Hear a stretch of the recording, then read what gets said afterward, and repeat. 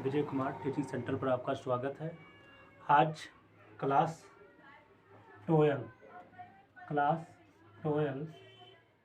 Lesson first my mother eight 66 stanza number first का जो पहला पैराग्राफ है हिंदी एक्सप्लेनेशन के साथ प्रश्न उत्तर करेंगे, जो कि बोर्ड की दृष्टि से बहुत इम्पोर्टेंट है।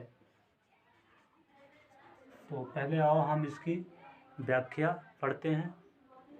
व्याख्या में कवित्री क्या है, जो कि कवित्री का नाम है यहाँ पर कमला दास, जो कि एक इंडियन पोएट है।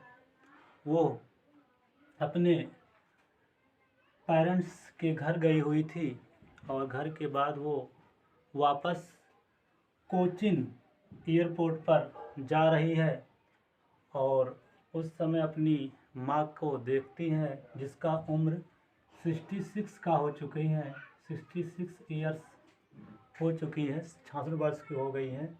तो इस पैराग्राफ में हम लोग हिंदी व्याख्या भी समझेंगे और प्रश्न उत्तर भी समझेंगे। Driving from my parents home to Cochin last Friday morning I saw my mother beside me, doze open-mouthed, her face ashen like that of a corpse, and realized with pain that she was as old as she looked. Line बोल रही है, कवित्री कह रही है driving मतलब वाहन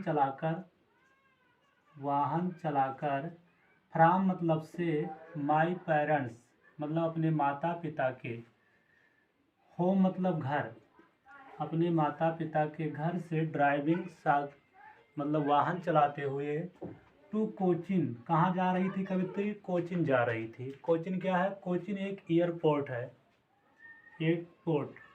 last Friday morning, कब जा रही थी? पिछली फ्राइडे शुक्रवार की सुबह को जा रही थी।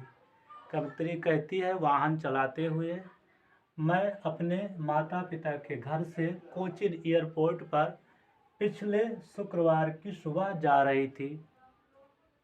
तो अकेले नहीं जा रही थी, साथ में उसकी मदर भी, जिनका एज है 66 है, ओल्ड हो चुकी हैं, वो भी उनके बगल में बैठी हुई थी। उनके लिए लिखा है आई सा माई मदर्स। आई माने मैंने, सा मतलब देखा, माई मदर्स मतलब अपनी माँ को, मैंने अपनी माँ को देखा। कवित्री कह रही है बिसाइड मी, जो मेरे बिसाइड मतलब बगल में बैठी हुई थी। डोज देखी तो क्या कर रही थी? डोज मतलब झपकी लेना या उंघाना, झपकी लेना। ओपन माउथेड मुंह उसके खुले हुए थे। हर फेस जो उनका चेहरा था, असन निर्जीव मान लीजिए, निर्जीव, तो उनका चेहरा एकदम निर्जीव नजर आ रहा था।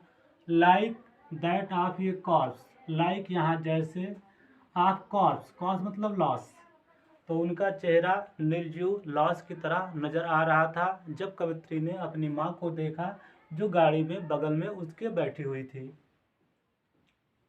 एंड रियलाइज्ड, और उसने एहसास किया, विथ पैन, क्या एहसास किया?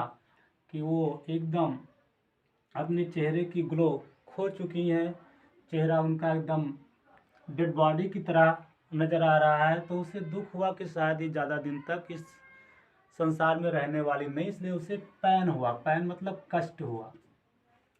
That she was as old as she looked, that she was वो थी, एज ओल्ड मतलब वृद्ध, एज शी वो, लुक मतलब दिखाई पड़ती थी, मतलब वो जितना दिखाई पड़ती थी वो उतना ओल्ड या वृद्ध हो चुकी थी। तो हम लोगों का ये व्याख्या, जो हिंदी व्याख्या था, एक्सप्लेनेशन था, समझ लिए हैं। अब इससे क्या क्या प्रश्न बन सकते हैं इम्पॉर्टेंट, बोर्ड में 3 क्वेश्चन बनते हैं जो कि बोर्ड में पूछे जाते हैं। आइए हम लोग क्वेश्चन पढ़ते हैं और उसका उत्तर भी आसान भाषा में समझते हैं। पहला क्वेश्चन बोला गया है name the poem and the poetess. Name मतलब नाम लिखो, पोयम मतलब कविता का, एंड पोइटेस मतलब कवित्री का। तो यहाँ पर क्वेश्चन बोला गया है कि कविता और कवित्री का नाम लिखो। तो कविता का नाम आप लोग जानते ही हैं, माई मदर एट 66 है, और कवित्री का नाम कमला दास है। तो आंसर क्या लिखा जाएगा? The name of the poem is, the name of the poem is, poem का नाम है माई मदर एट 66 एंड और द पोइटस नेम इज कमला दास, और पोइटस का नाम क्या है? कमला दास। तो पाठ का नाम माई मदर एट 66 और पोइटस का नाम क्या है? कमला दास। बहुत सिंपल भाषा में। अगला question, where was the poet's driving to? Where means कहाँ, वाज मतलब थी, पोइटस मतलब कवित्री, ड्राइविंग टू मतलब वाहन चलाते हुए जा रही थी। प्रश्न है कवित्री वाहन चलाते हुए कहाँ जा रही थी? तो आपका प्रश्न पढ़ा ही है, driving from my parents home to Cochin, मतलब माता पिता के घर से वाहन चलाते हुए कोचिन एयरपोर्ट पर जा रही थी। तो वही आंसर है। तो सबसे पहले सब्जेक्ट लिखा जाता है। सब्जेक्ट कौन है? The poetess. तो हमने क्या लिखा? The poet's.